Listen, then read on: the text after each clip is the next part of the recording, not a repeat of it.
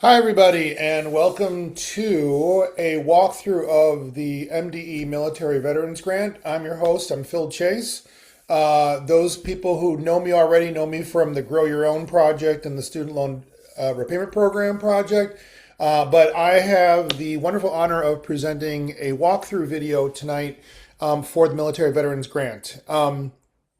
If you're seeing this around February 6th of 2026, it means that it is open to applications. And before I forget to mention it, the application window will close on Friday, the 20th of March. So you know, hoping to get this video out as an additional piece of assistance for knowing what's in the application. Speaking of which, before I go ahead and show it to you and scroll through things, I should say that one of the things that you need to be ready for is at the time of application, you need to have a candidate in mind because you're going to be asked not only for their name, but you're also going to be asked for some proof of their salary and what college, university, what educator preparation program they're going to. So just so you know, we do get some people who say, well, I wanted to do the application, but I didn't know the veteran. You have to have somebody in mind that you want to support with the grant money. So the Veterans Grant, we call it sometimes 30C because that's where it's in the law, but we call it the Military Veterans Grant or the Future Proud Michigan Educator Military Veterans Grant. That's the official title. That grant can be used to defray a teacher salary. That is to say, to incentivize a teacher that would be a veteran to become a teacher and to finish up their work. You can also use it to support their student teaching, and you can also use it to support mentorship activities. So all of those allowable costs are listed on the Future Proud Michigan Educator Grant webpage that we have set up. And I'll fly in a graphic about that too. Here it is. So it's just QR code. You can go there. But also look, if I haven't mentioned it before to some folks, also look for announcements about the FPME Military Veterans Grant in our newsletter, the Educationally Speaking newsletter.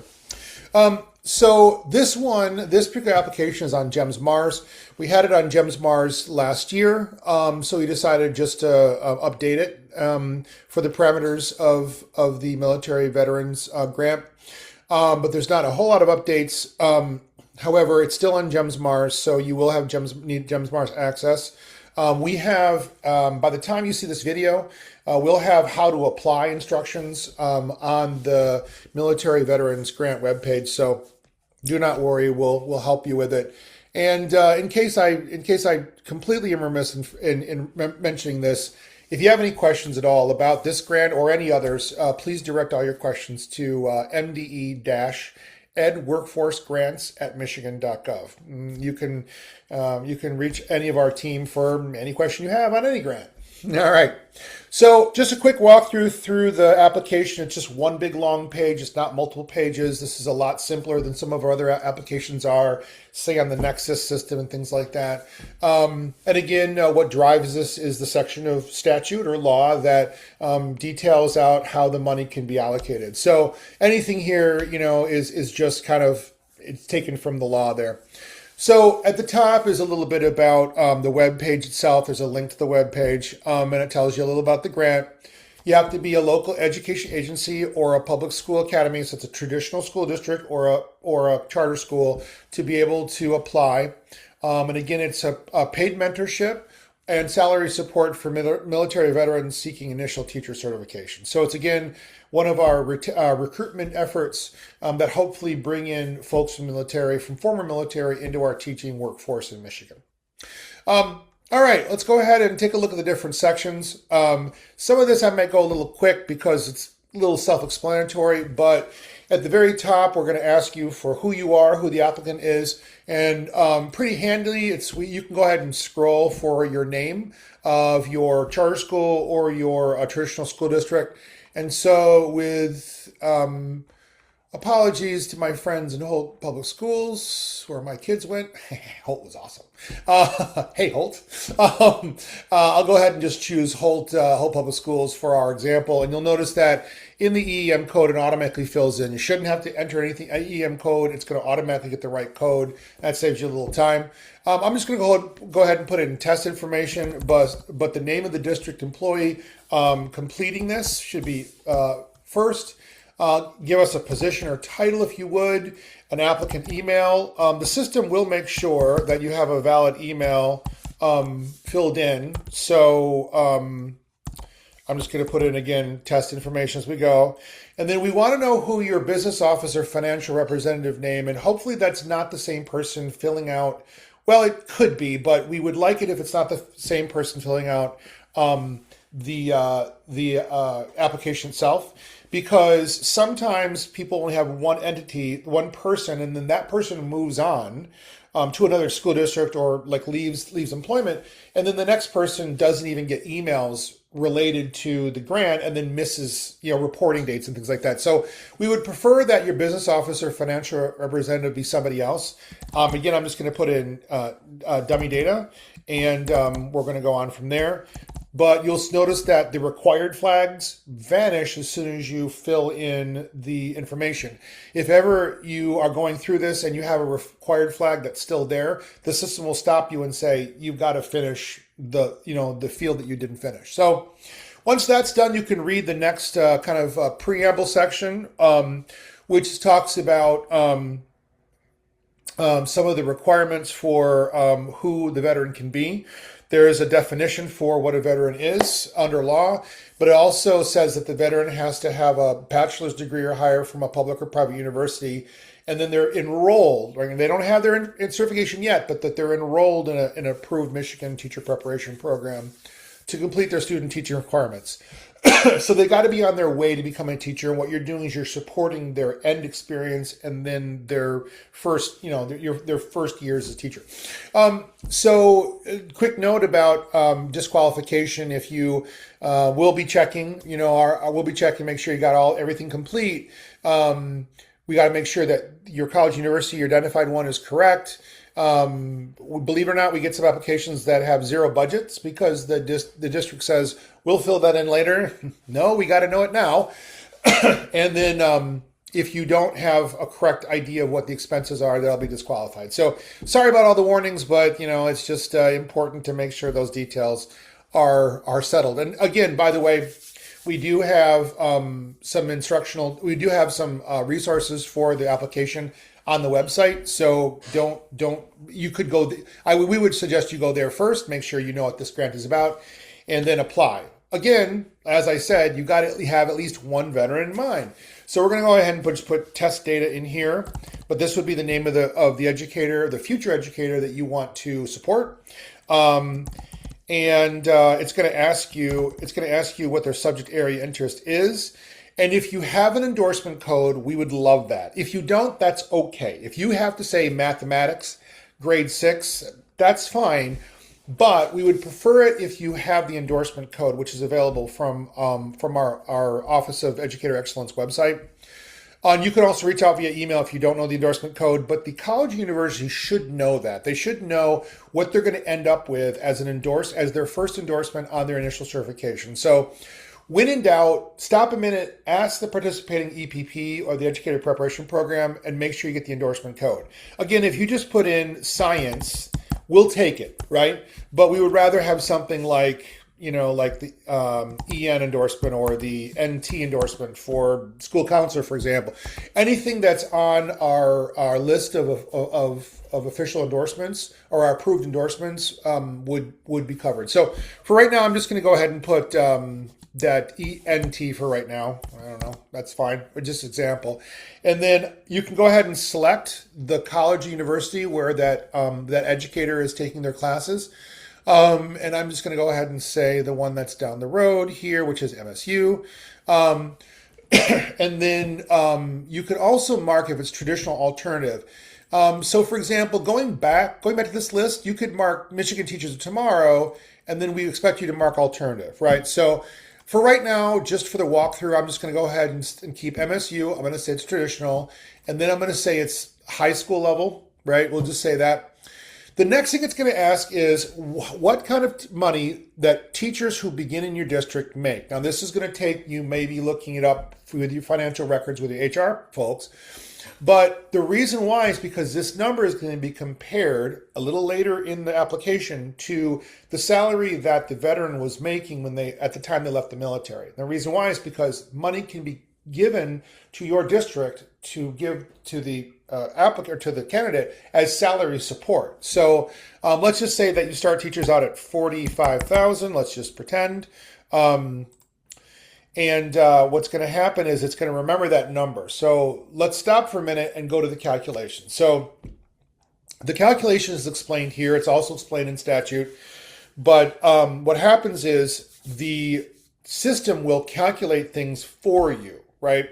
And it's going to tell you how much of a salary support you can give to that person. So we're going to just fill in where their student teaching placement is for right now. It's going to ask you, are they going to be elementary, middle school, or high school? I said earlier this person's going to be high school, so I'm going to keep that.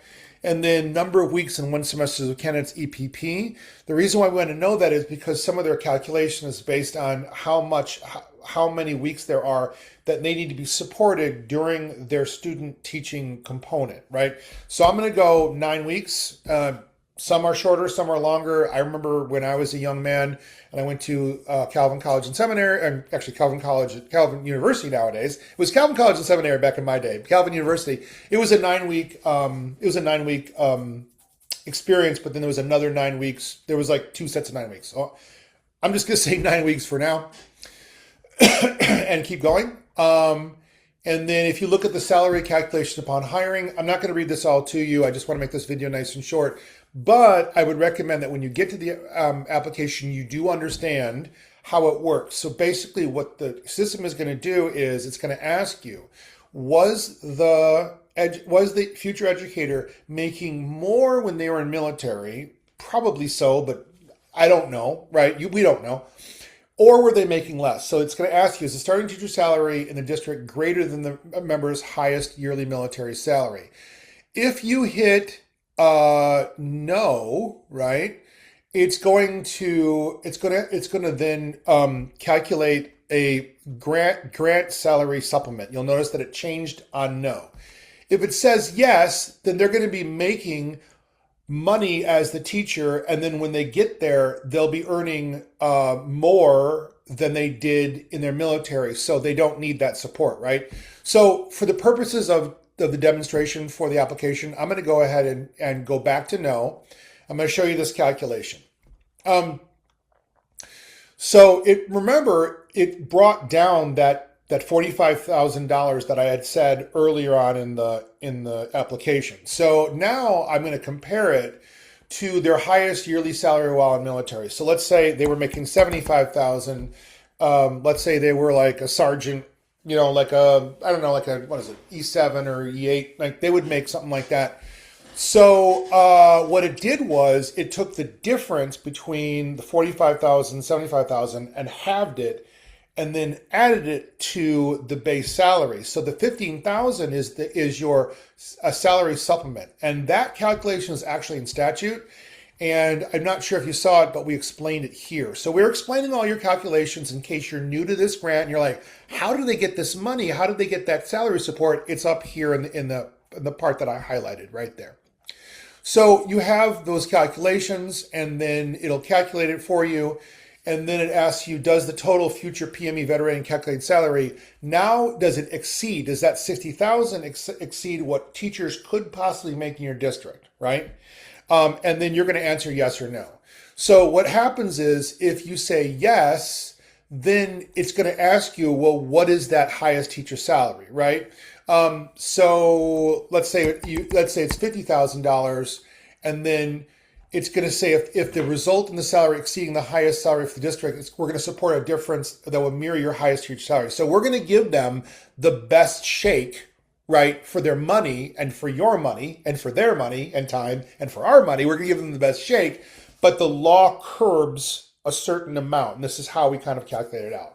So I'm going to wipe this out and I'm going to say no. And then it says, if adding the difference will result in the salary exceeding the highest teacher salary, then we're going to support just the difference. So I will go down. I think what I might want to do here is I might want to go and show you what would happen if you said yes to if the starting teacher salary is greater than what they were making in the military, right? Let me just go back and do this. It's going to wipe out your answers and then it's just going to like skip that section, right? Because it doesn't need to know now, right?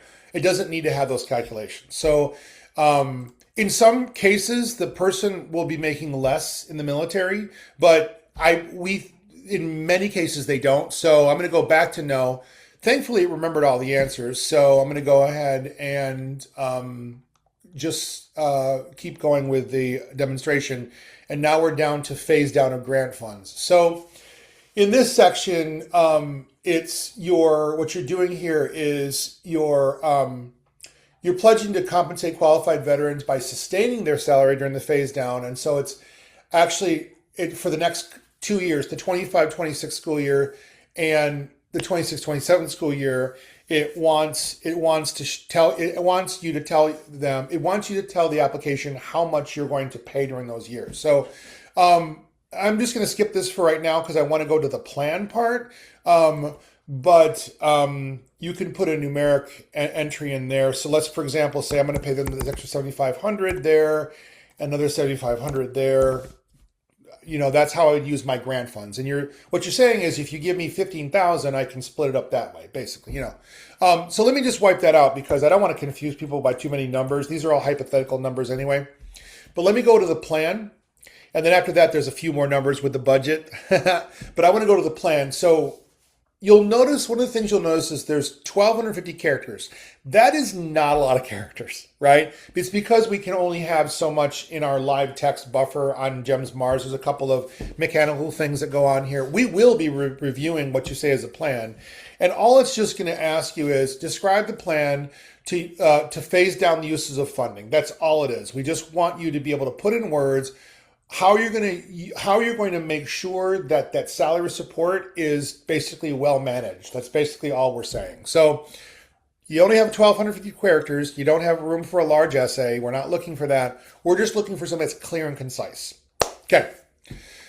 So you will, by the way, have to produce some documentation a little later that I mentioned before in the video, but that's in a minute. This is just a small little statement of your plan. You'll have more to say. You'll have the chance to say more later. So let's take a look at the budget, what's called the additional program costs. In this area, you can apply for not only the money you can apply for. Remember, you can apply for the salary support. In this area, we've included areas where you can fill in how much you want to pay a mentor, because that's part of the allowable costs for this grant, as well as support staff, for example, the cost of a substitute teacher that would support a person or things like that, and then any fees that go along with it. So just for demonstration purposes, I'm going to say that you have $4,500 set aside for a mentor in your building. You'll notice that right away, the GEMS Mars system will hold that value and then start a real-time calculation. It's a very handy little thing.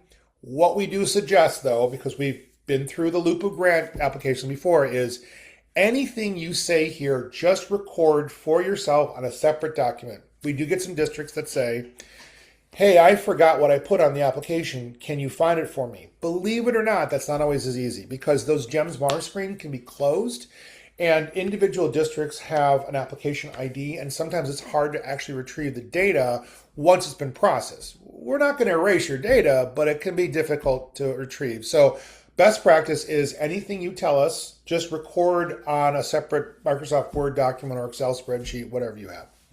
Because we would want you to match, we want your plan to match what you said during the application anyway. And so let's just say that, for example, you've got testing fees, for example, so $540 or whatever. Notice it just adds, it totals it up in real time. So, I'm sorry, I misspoke. The support staff word for substitute teachers, I was thinking of the GYO program. It'll actually say to you what's an allowable cost. Support staff is for salary and benefits for clerical staff to manage the program. So we're sorry about that, but it says right there. So there you be. Then some people miss this because it looks just like an open text box, but it misses that you have to describe all of the budget costs listed in the table above. Again, we're not looking for huge essays. What we're looking for is clear and concise descriptions. If you say you need a mentor stipend of $4,500, we expect you to say one mentor at $45 per hour with 100 hours at 100 hours budgeted throughout the school year, or budgeted throughout, that semester. So you'll see, this is dummy data, but I want to model to you something that's like a usable phrase to us. That's the kind of explanation we need to make sure that we are understanding why you put that number in, right? So that's an example of what to put there. Don't skip it, because if you do, GEMS Mars will flag you and say you didn't. That's a required thing. So this support now let's look at the file upload. The file upload is for two things, and it can be two separate documents. It does not have to be, but it could be. Notice that we have only certain formats that can be accepted, but if you write something in a Word, just convert it to PDF. We can't take Word or Excel files, but we can take things that are like, pardon the expression, but baked. That is to say, a PDF is like a Word that can't change, right?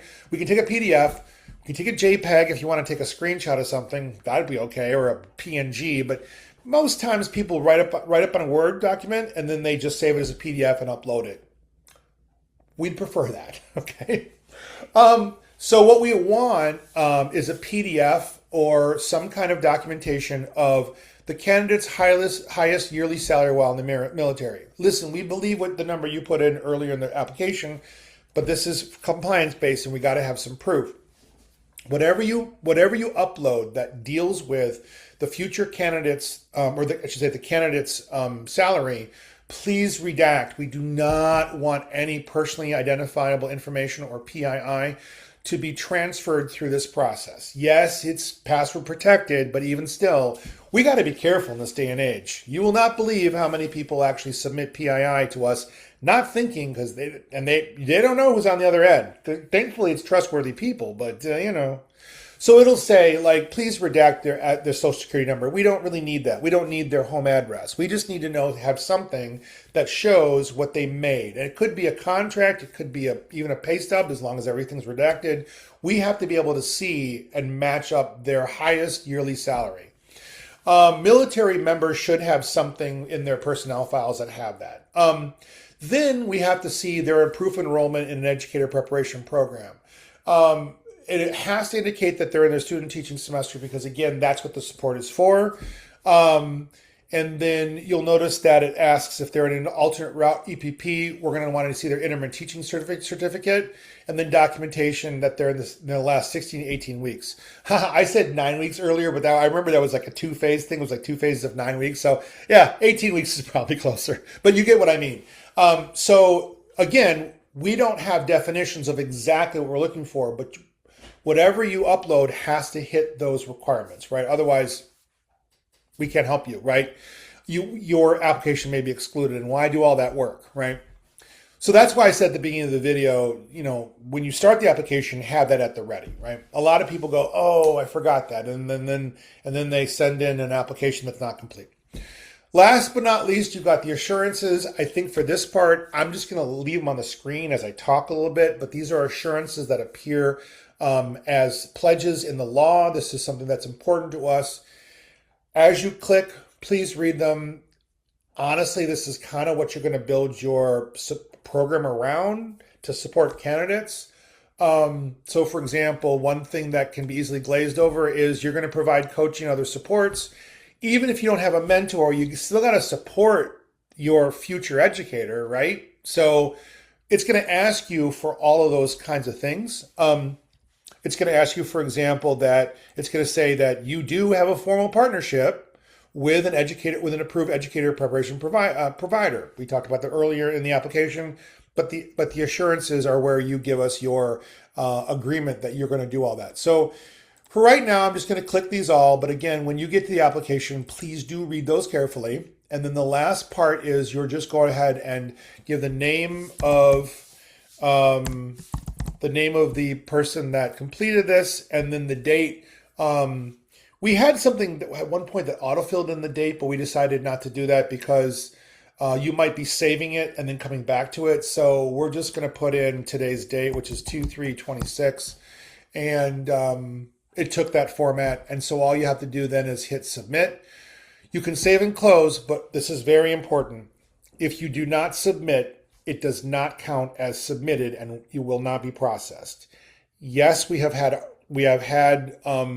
backs and forth communication between districts who said they say they submitted or they thought they submitted, but they actually didn't, and our records show that. It's very unfortunate when that happens, and we hate it. So please remember, when you're done, hit submit. I'll go ahead and hit submit. When you have no errors in your required fields, it'll say, "Are you sure?" If you see this pop up, then you know that you've got everything, that you haven't forgotten any required fields. I'm going to go ahead and hit submit. I'm not sure it's going to work for me. Maybe it will with test data. Again, this is not quite live. It'll be live starting on Friday the 6th of February. I'm going to give it a moment. Sometimes GEMS Mars needs a bit of moment. You got to be patient with it. Okay. It gave me an error message because, again, this was just the demo, so don't worry about this. However, I will tell you this. It's actually an opportunity for me to tell you this. If you see an error message and you know you hit submit, please send a message to MDE-EdWorkforceGrants@michigan.gov, and a good practice is to copy MDE-GEMS@michigan.gov. If ever you have a technical issue, these are your friends. They're a great team. It's MDE-GEMS@michigan.gov. We at the Office of Educator Excellence we're not going to be able to take care of a technical problem, but please include us on the email so we know what happened, and then we'll work with the MDE GEMS people, or we'll have them work with you directly. So if you see this may be an error. I hope you don't, but I guess it's a good opportunity for me to tell you that. Anyway, so that's the whole application walkthrough for the Military Veterans Grant. Once again, if you have any questions for us, our team can be found at MDE-EdWorkforceGrants@michigan.gov. And we're really excited to get some new applications in. One important note, I think you noticed it. I think I mentioned it, but I just want to reinforce this. In previous years, our application has been a rolling application with like open-ended dates, right? This year, we are doing a fixed date only because of various factors. I won't go into them, but various factors. We decided a fixed date's best. We want to do it also in time for people who might be in that phase of their student teaching, so we kind of timed it. So once again, we have a fixed window. The Military Veterans Grant will open on Friday, February 6th, 2026, and will close on Friday, March 20, 2026. So it's a 6-week window. You don't have rolling. So if you're watching this video and you're intending to apply, get all your stuff together, get your candidate information together, but do not delay.